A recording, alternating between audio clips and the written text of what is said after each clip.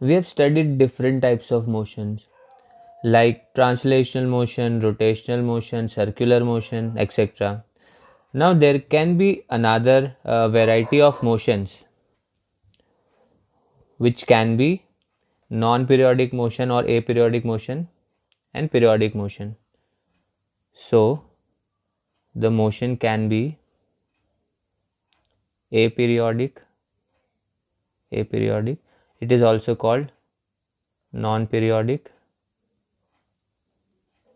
and the motion can also be a periodic motion. So what is the meaning of periodic motion and aperiodic motion? When the motion repeats itself after a regular interval, then we say that the motion is periodic. Repeat itself after regular time interval. So a motion which repeats itself after regular time intervals is called a periodic motion, and the motion which does not repeat itself, does not repeat in regular time itself, regular time interval, is called aperiodic motion. So for example, the earth revolves around the sun. It is a periodic motion because it repeats itself after a regular time interval. Usually most of the motions that we see are aperiodic motion. For example, let's say you are going from one place to another place, then it is usually aperiodic motion because it is not repeated after regular interval of time. Now in the periodic motion itself, we have a variety of different types of motions, one of which is the to and fro motion. So let's focus on to and fro type of motion, and this to and fro motion is also called oscillation. So what is oscillation? It is a periodic motion which is to and fro. What is the meaning of to and fro? To and fro means it oscillates between 2 points. Let's say it moves from this point to this point, and then again back to this point, then goes to this point, then again back to this point. So it is a kind of a to and fro motion, motion between 2 points. Now this oscillatory motion can also be further simplified into one more type of motion, specifically one more type of motion which is called the simple harmonic motion. Simple harmonic motion.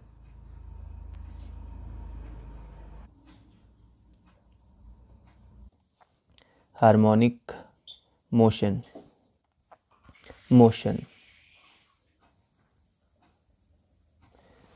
So what is a simple harmonic motion? So if the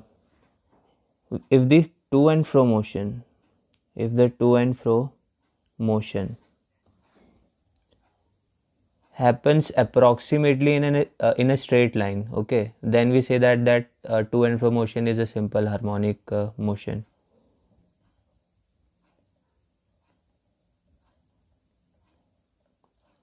For example, let's say there are these 2 points, so something is moving in between these 2 points like this, like this.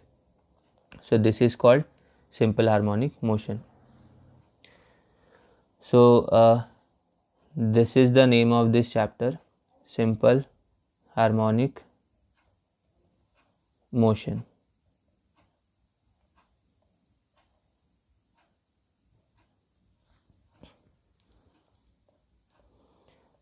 Now while discussing the simple harmonic motion, we can use various formulas that we have used for angular, for example in rotation and circular motion. So the most important formula for the simple harmonic motion is of the force or the restoring force. So let's say there is one object which is moving between these 2 points, from here to here and from here to here. Now whenever there is this motion, then there will be some force which will be acting. So let us assume one case, and by that case we can better understand this concept. So let's say we take a spring mass system. So let's say this is the surface. Now this is our spring mass system.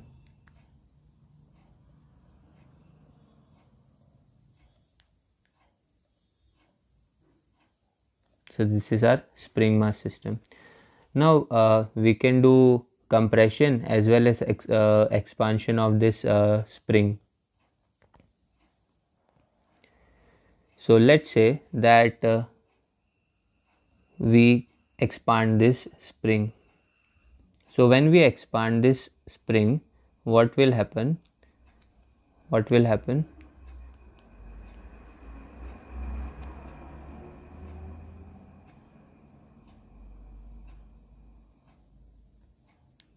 So there will be this displacement.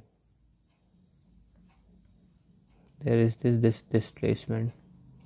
So let's say that the displacement is this much. So we expanded the spring by x. Okay. So what will happen once you apply the force?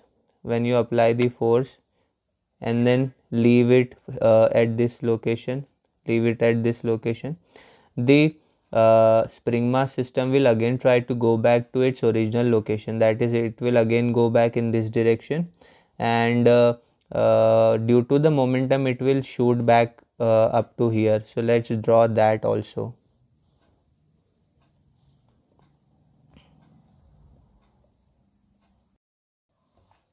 So it will reach point Q, and then again it will try to go back to its origin. Okay. So the spring mass system will start to oscillate like this.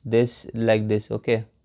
So because of this straight line to and fro motion, this is one of the example of simple harmonic motion.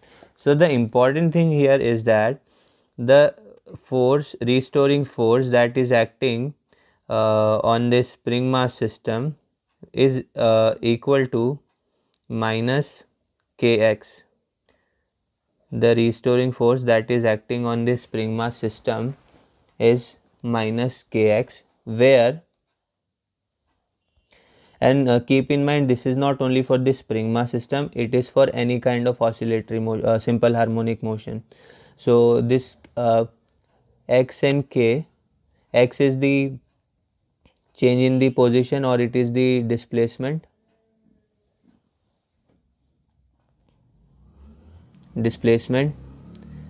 and k is called the force constant or spring constant. So let's write spring constant for now, or let's write force constant because it will be more general. Force constant or spring constant. So ultimately what does it say is that the force in the simple harmonic motion is proportional to the displacement. Restoring force is proportional to the displacement. So the more the force you will apply, the more the displacement, the more will be the restoring force.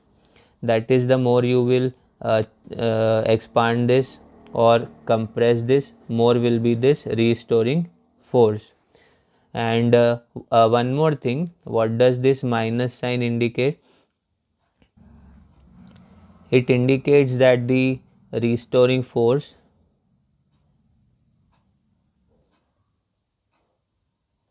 is in opposite direction to the applied force.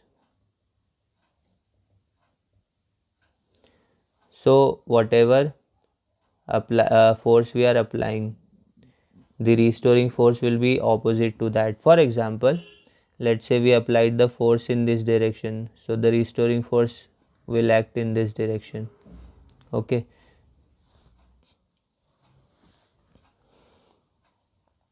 so ultimately in the simple harmonic motion, the force is restoring force is proportional to the amount of displacement, and the restoring force is always opposite to that of the applied force, and because of that it is called the restoring force itself. Now one more thing, the term K here, as we said, is the force constant. Its value is equal to m omega square, or we can say omega is equal to root K by m. So just keep these two things in mind. Also from here we can notice that the acceleration is minus omega square x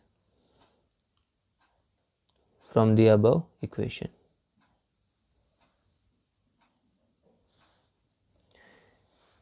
So now let's try to find the different equations for simple harmonic motion. We need to find the equation for velocity, we need to find the equation for displacement, etc. So let's assume one thing.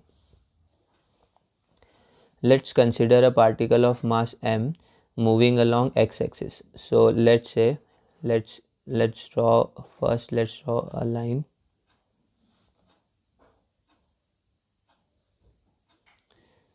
So this is for t equal to 0, and this is at time interval t, after time interval t. So let's say this is the starting point, or this is the usual location, and then the particle is moving with velocity v0, and let's say the location is x0, after the displacement is x0, and when the displacement is x, the velocity becomes, let's say, v. So now what is happening here? We have a mass m moving along x-axis, and at time t equal to 0, its position is x0 and velocity is v0, and at time t equal to t, its position is x and its velocity is v. So we know that the formula for acceleration is minus omega square x. Let me again tell you how this is so. So look, what is happening is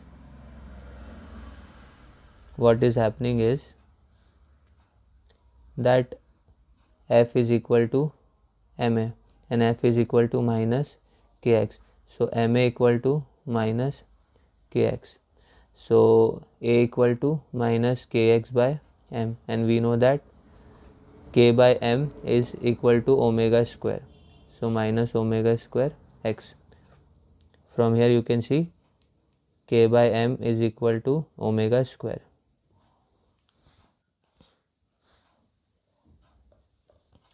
So now this is the formula for acceleration, and again remember omega equal to root k by m.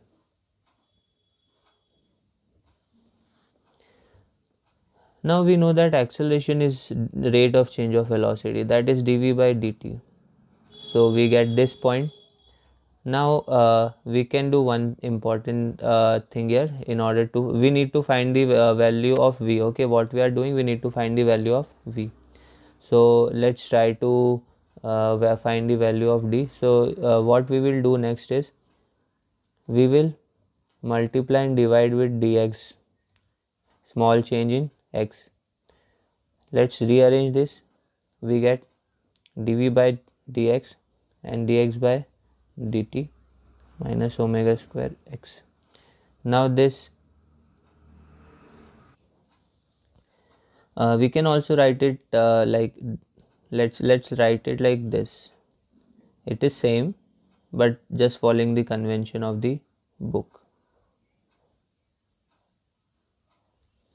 Okay, So now dx by dt, this is the rate of change of displacement, which is equal to velocity. Velocity is the rate of change of displacement. So v dv by dx equal to minus omega square x. Now let's take dx towards the right hand side, we will get this. Now obviously if we need to find the value of velocity, we need to integrate it. So let us integrate. So let's say the initial value was v, final value was v, initial value is v naught, final value is v. So from v naught to v, we are going from v naught to v.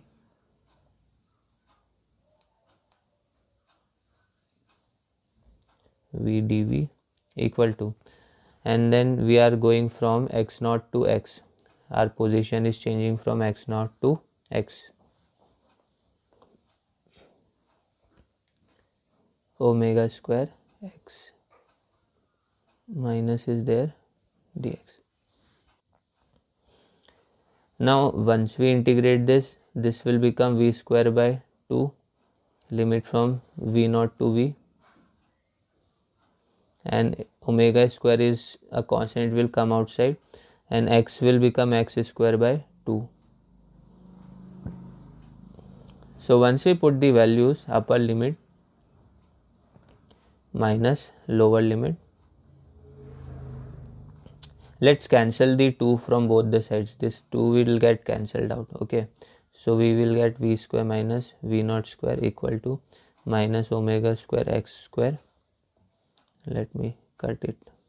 Yeah, omega square and x naught square, upper limit minus lower limit.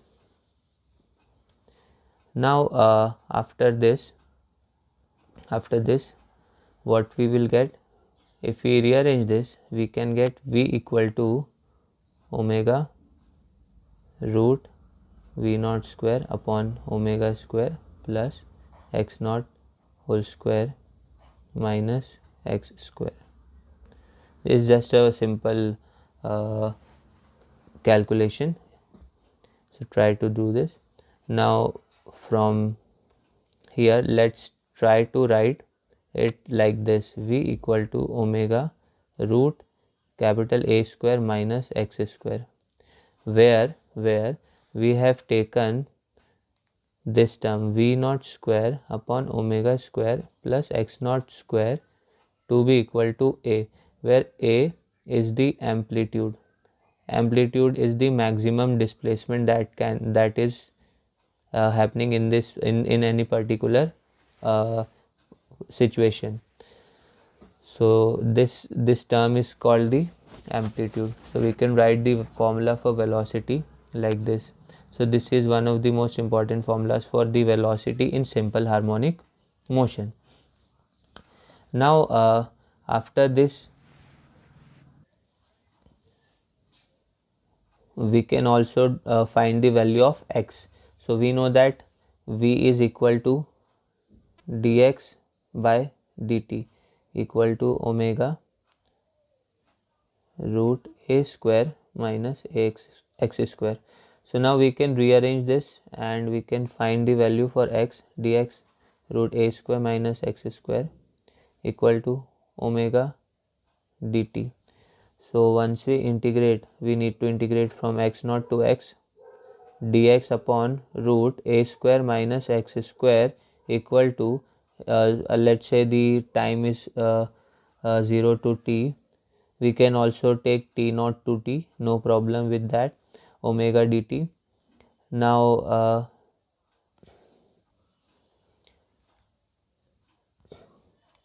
once we integrate this, so this is a bit difficult in the 11th class, so just keep in mind that the integration of this quantity will be equal to sine inverse x upon a, and again the limit x naught to x. So the integration of this term is this, so you have to remember this for now, equal to omega t from 0 to t. Integration of dt will be equal to t. So let's put the values. We will get sine inverse x upon a minus sine inverse x naught upon a equal to omega t minus omega into 0. So let's just ignore it because it will become 0. So let's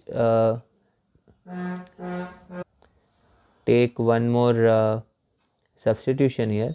So let's say sine inverse x by a, and let's say this is minus del equal to omega t. So what we have done here, we have taken sine inverse x naught by a to be equal to del. Now what is del here? Del is the phase constant. You will understand this after more details. So let's say that it is del. So what we can write is sine inverse x by a equal to omega t plus delta, and x by a will be equal to sine omega t plus delta. When it goes this side, sine inverse will become sine. So ultimately x is equal to a sine omega t plus delta. So this is the important equation for the displacement in SHM, or location at any time t in the SHM, simple harmonic motion. We can also find the velocity in terms of sine or cos. Okay, we have got this formula, but we can also derive velocity in terms of sine and cos. So how? We know that when we differentiate dx by dt, we get velocity. So what we will get after differentiation, we will get a omega, this omega will come out, and cos omega t plus delta. So velocity will be equal to a omega cos omega t plus delta, like this. So this is the formula for displacement and velocity at any time period t in the simple harmonic motion. Now there are a few more terms that we need to understand. So let's start with the terminology. So what are the terminologies related to simple harmonic motion? So first is the amplitude. First thing that you need to understand is the amplitude. So what is the amplitude? So amplitude is the maximum displacement. The maximum displacement of the particle from the center of oscillation.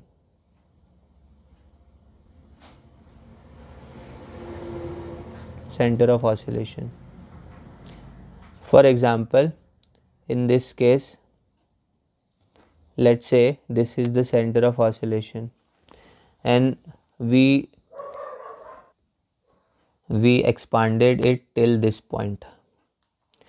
Let's say this is the maximum till we go. So this will be the amplitude, the maximum displacement. So amplitude is the maximum displacement of the particle from the center of the oscillation. Now second term, and it is usually represented by m, and its unit is usual unit. SI unit is meter. It is like a length, so its usual unit of length like centimeter or meter. So the SI unit is meter. SI unit is meter. Now next term is the time period. So what is time period in SHM? So time period is the time for one complete cycle to be completed. So what is time period? Time taken for one complete oscillation. For example, let's say this spring mass system is moving like this. It is moving like this. It is here, going here, then coming here, then going here, like this. So what will be one complete cycle? So this is the origin. It goes here, it comes back to the origin, then it goes in the opposite direction, and then it comes back again. So this motion, this complete motion, this is one complete oscillation, going from mean position to maximum value, coming back to origin, then going in the opposite direction, then coming back to origin. So this is one complete cycle. So the time period taken for this one complete cycle is called the, or time taken for this one complete cycle is called the time period of the SHM.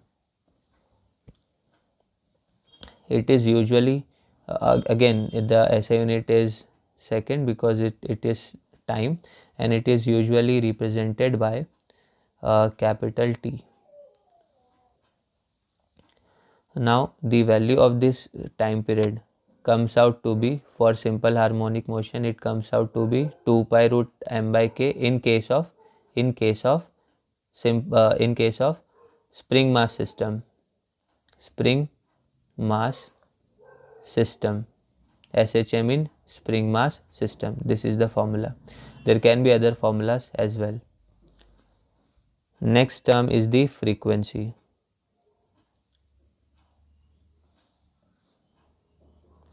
So frequency is the inverse of the time period, or we can also define it like the number of oscillations per second. Oscillations or cycles per second. It is also the inverse of the time period.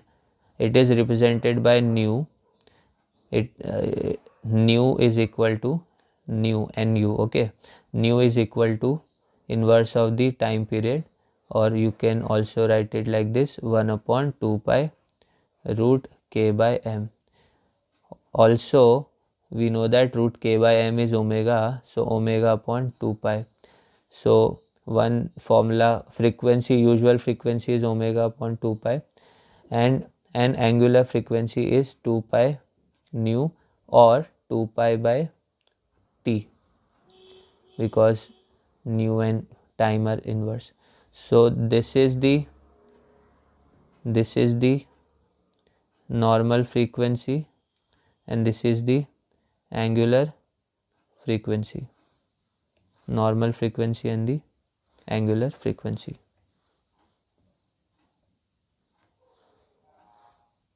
Angular frequency and the normal frequency. Now next term is phase. So let's again look back to the formula A sin omega t plus delta. So this quantity is called the phase of the oscillation. It determines the status of particle in SHM. If the phase is 0 at any instant, then we can say that the value, let's say if the phase is 0 at any instant, then we can say x is equal to a into 0, which is equal to 0. That is, you are at the mean position. X is 0, that is you are at the mean position, at the origin. And what will be your velocity in this case? V equal to a omega cos 0 degree. So let me write it here also. If omega t plus delta is equal to 0, that is phase is 0. So in that case the velocity will become a omega into 1. It will be equal to a omega. Just reminding, sin 0 degree is 0 and cos 0 degree is 1. So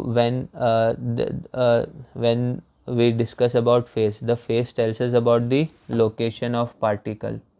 Okay, it tells us about the location and status of particle in SHM.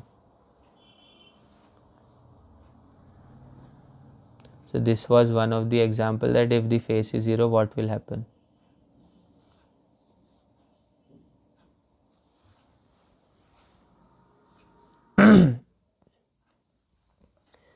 Next term is the phase constant. Phase constant. So again, as I said earlier, in this equation, this term is called the phase constant.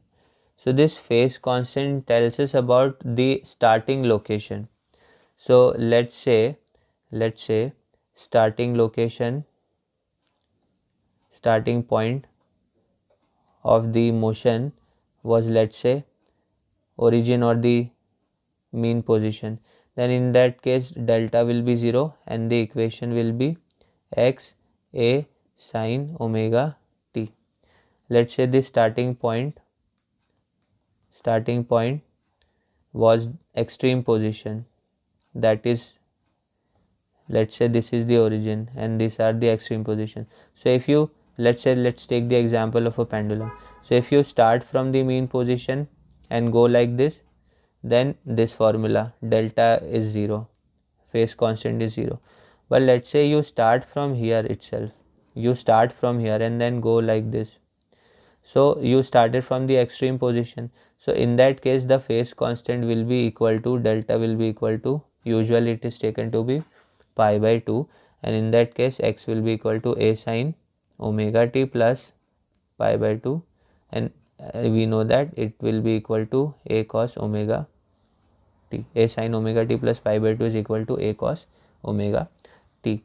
So this two equation tells us, in one equation when we have a cos omega t, or even for that matter a sine omega t plus pi by 2, it tells us that the particle started from the extreme position, and when we have simply a sine omega t, it tells us that the particle started from the origin, and there can be values in between also. Okay, the values can be in between. So phase constant tells us about from where the particle started, from where the motion started.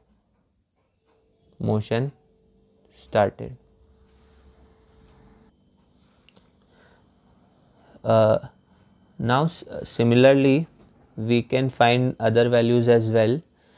We can find the kinetic energy, potential energies as well. But before we do that, let's try to compare the simple harmonic motion with circular motion.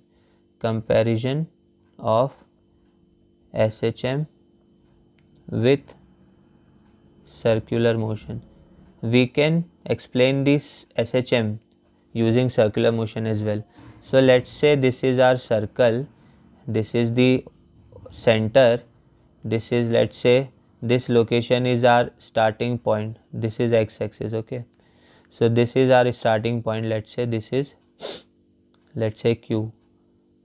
Now let's say this particle went from this point to this point, so let's say this is p. Let me draw this. This is x-axis and this is y-axis.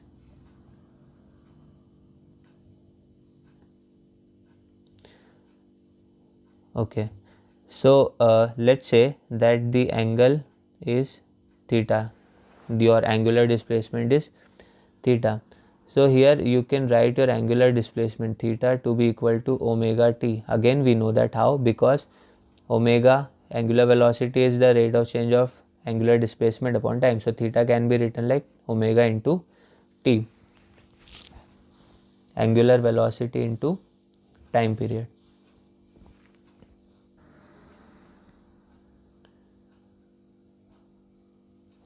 So the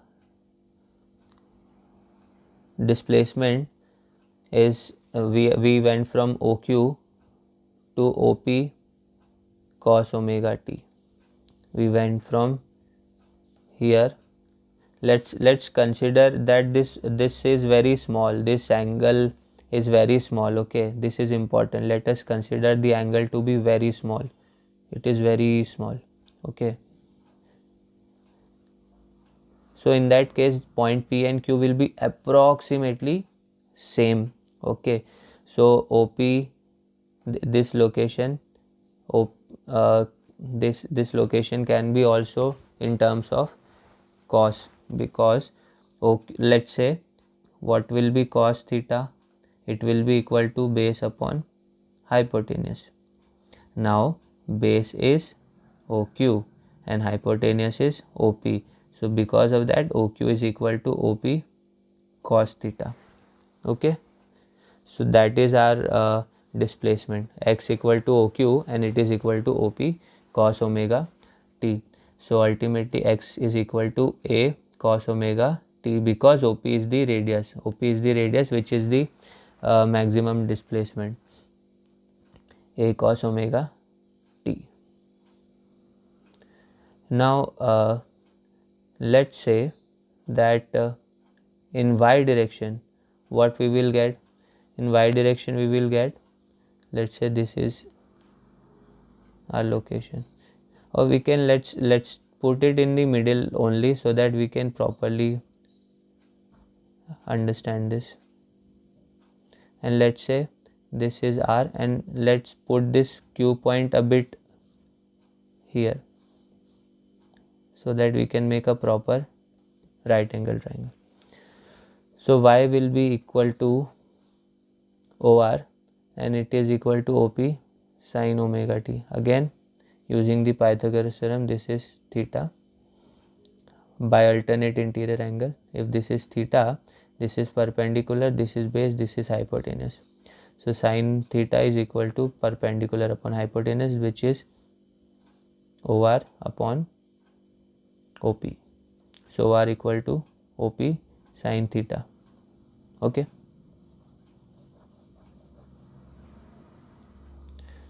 So ultimately what we will get, we can write it like this: y is equal to A sin omega t. So in the y displacement is this and the x displacement is this. So if you remember, these are the same formulas that we get in SHM as well. So you can say that we can compare SHM with circular motion. SHM is similar to a motion which is happening in a circle, or we can represent SHM in a circle.